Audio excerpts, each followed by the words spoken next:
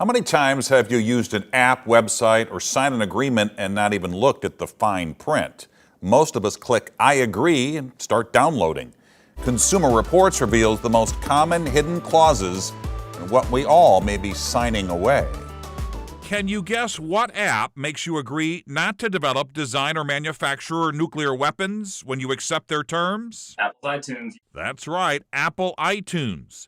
Consumer Reports' Justin Brookman is an expert in consumer privacy and technology law and sees a lot of wacky clauses hidden in user agreements. You promise not to get drunk on Tumblr's usernames. What does that even mean? And this one, in the case of a viral infection that causes human corpses to reanimate and likely to result in the fall of civilization. Translation? I guess it means that in the event of a zombie apocalypse, Amazon's not going to sue you.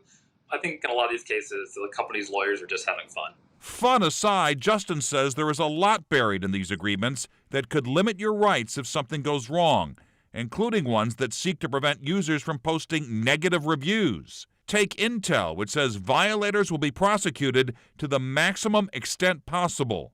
Intel told Consumer Reports it's to protect the company from inaccurate reviews, but hasn't enforced it recently. Many of these clauses may now be illegal due to legislation passed a few years ago, but some companies still include them. I think it's a scare tactic. I think they know that consumers don't necessarily know the law. But if you lie about them, if you defame them, then that's not protected and the companies have a right to sue you for it. Some go further, saying you can't sue a business over a dispute, making you resolve your issues outside the courts with an arbitration clause. AT&T uses language typical in many agreements.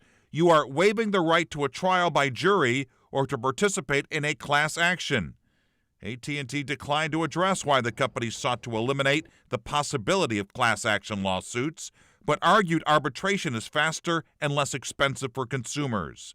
The Consumer Report says that's not fair. If your product breaks, if something goes wrong, if it hurts you, you should have a right to go to court and sue them for the damages that it caused.